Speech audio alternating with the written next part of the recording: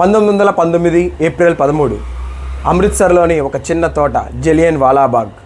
ఆ రోజు వసంత పంచమిలాగా జనాలందరూ ఆనందంతో సమావేశాలు చేశారు.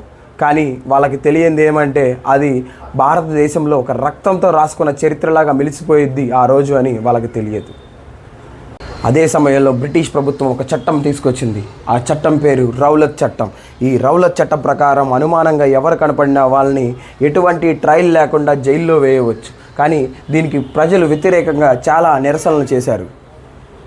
దీనికి ప్రతీకగా జనరల్ డైర్ అనే బ్రిటిష్ అధికారి ఎవరైతే జలియన్ వాలాబాగ్లో సమావేశమైన ప్రజలపై కాల్పులను ఆదేశించారు.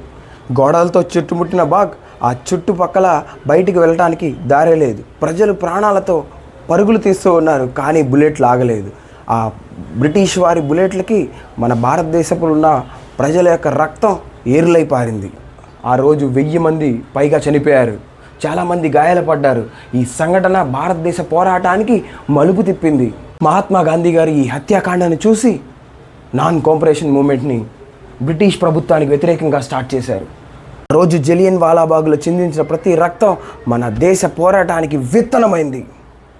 ఈ సంఘటన మనకి ఒక పాఠం నేర్పిస్తుంది. అణిచివేత ఎంత పెద్దదైనా స్వేచ్ఛ కోసం పోరాటం మటుకు ఆగదు. జై హింద్.